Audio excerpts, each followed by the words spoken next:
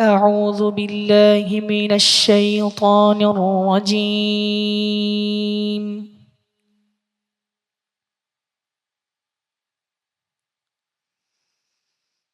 بسم الله الرحمن الرحيم.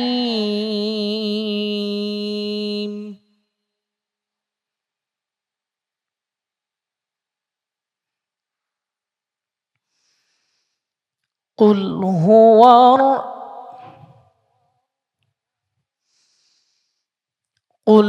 هو الذي ذرأكم في الأرض وإليه تحشرون.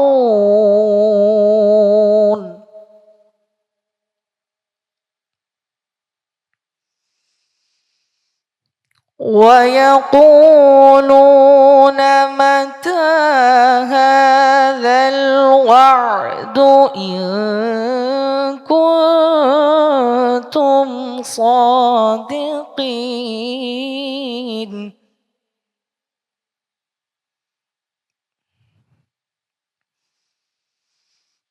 قل إنما العلم عند الله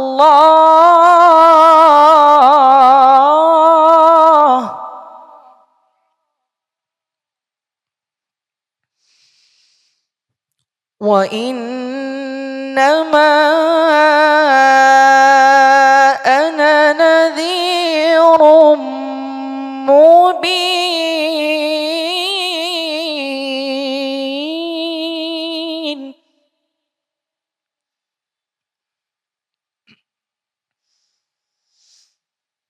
فلما رأوه زلفة سيئت وجوه الذين كفروا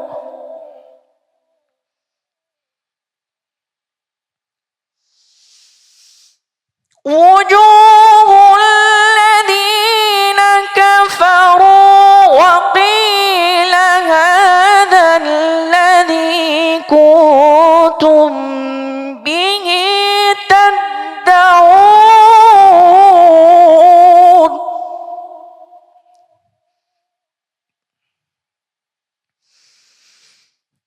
قل أرأيتم إن أهلكني الله ومن معي أو رحمنا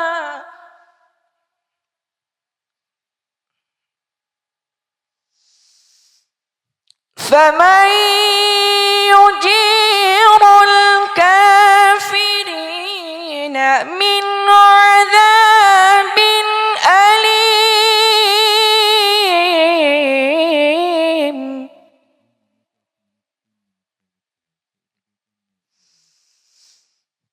قل هو الرحمن آمنا به وعليه توكلنا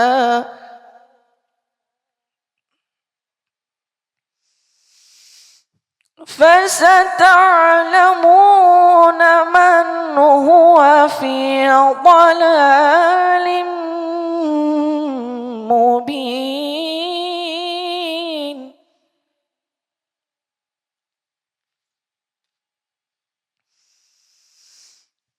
قل أرأيتم إن أصبح ماؤكم غورا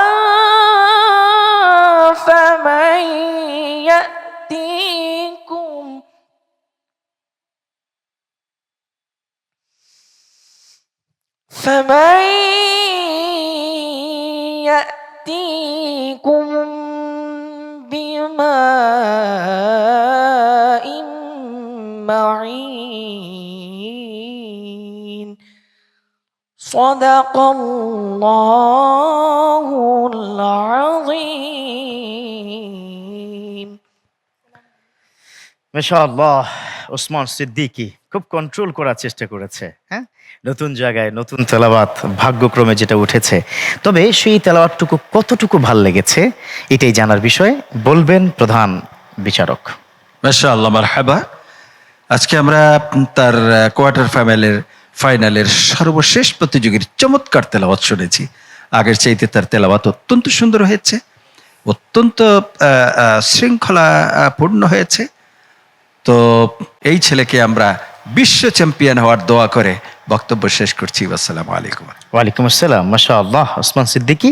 চলো আমরা আরেকজনের কাছে শুনবো। আবেগ আপ্লুত অবস্থায় রয়েছেন দেখতে পাচ্ছি কারি মোহাম্মদ আবুল হোসাইন, যদি আপনি একটু বলতেন। সূরা মুলক সদা সর্বদা এশার নামাজের পরে যারা পড়েন, এই নাজাতের সময় আমি কিতাবে দেখেছি কবরও তো যেতেই হবে। কবরে যে কি কঠিন আযাব, অনেকের জন্য জান্নাত।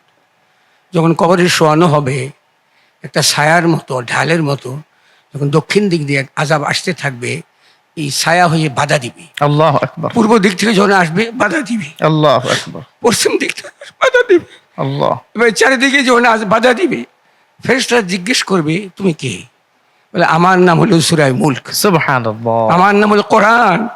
আমি যতক্ষণ না বুঝি বান্দা হামিল কোরআন, কারি কোরআন, হাফিজ কোরআন, কোরআনকে আমল করেছে, যতক্ষণ না পর্যন্ত তাকে জান্নাতে প্রবেশ না করাবো, আমি সূরা মুলক তার সাথে সাথে থাকবো। আল্লাহু আকবার। বিশ্ববাসী, দেশবাসী সূরা মুলক বেশি বেশি তেলাওয়াত করি, এই সৌতুল কোরআনের আশেক হয়ে কোরআন শুনি, আমল করি। এই ছেলেটিকে আল্লাহ পাক বিশ্বের দরবারে বেশি কোরআন পৌঁছায় দেওয়ার জন্য কবুল করুন। আমি আমিন আমিন। আল্লাহু আকবার। ওসমান সিদ্দিকী, তোমার জন্য শুভকামনা। দেখা যাক ফলাফল কি হয়। সবচেয়ে বড় কথা, তুমি কিন্তু টপ 8 এর মধ্যে ঢুকে গেছো। কোয়ার্টার ফাইনালে তোমার আগের বন্ধুরা 4 জন কালকে করেছে, আজকে 4 জন, তুমি সর্বশেষ বন্ধু। এটা অনেক বড় প্রাপ্তি। দেখা যাক তুমি পরবর্তী টপ 6 এ যেতে পারো কিনা। তোমার জন্য শুভকামনা এবং দোয়া রইল।